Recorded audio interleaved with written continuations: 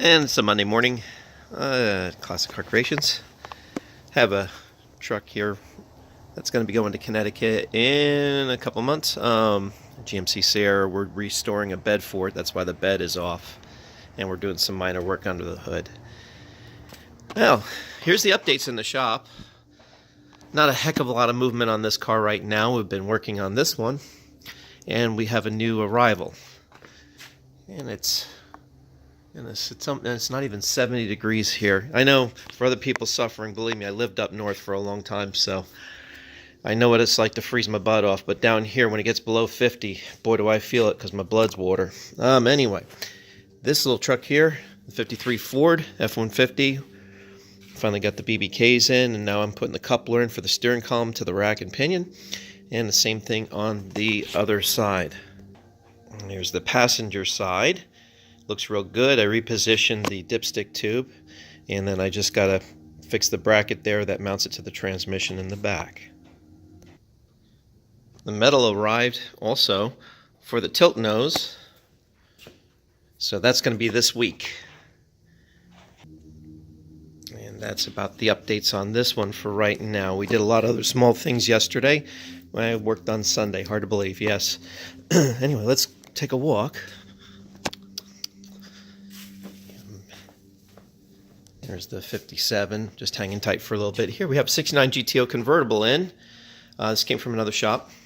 I'm taping it up very carefully. I have to be very methodical about how I'm going to tape everything up, because this is going to be the final taping up. What I'm doing is I'm going to tape over this again and cover it with clear plastic so nothing gets on it, because I got a lot of body work to do on the quarter panels, the deck lid, the Dutch doors. And then I got to get the front bumper to go on, but that'll be our plastic we're going to use. We're going to cover the car, and also we're covering underneath the car. We're going to basket the complete car, so nothing gets touched underneath, because it's a very restored car. It's just down to now body and paint. Let's take a walk to the next room. Okay, I was going to do a video on this car here, taking the 446 pack out from underneath, K-frame, suspension, all of it. And of course, this phone, I tried to do it and it didn't work. So, all right, it's time for a GoPro or some better video software to start editing stuff. Anyway, the engine's out. We dropped the K-frame and all suspension out. It was real easy. It's typical Mopar. A, B, E, and E bodies, they're all the same. 4 K-member bolts, pull the steering shaft, unplug everything, drop the trans mount, and it'll just drop out from underneath after you're done releasing the control arms from the frame. So this girl here is getting a major upgrade. I do have an engine block on order, and it's got to go to the machine shop soon. So this is going to be a very interesting project.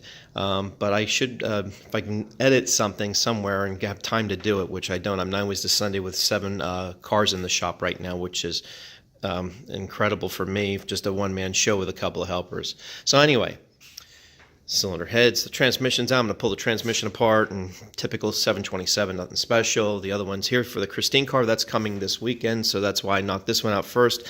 Kept this off the stand and left her on the cradle, because once the Christine car comes in, she'll be on this lift here, and we're going to be doing some major modifications. Anyway, thank you for all watching, and anybody on Glenn's channel, Vivi the Duck VV, he does some great updates as well. And a lot of you guys came over, and thank you very much for doing that. I know I have all different kinds of cars, and I don't always have VWs and everything, but I really appreciate everybody coming over.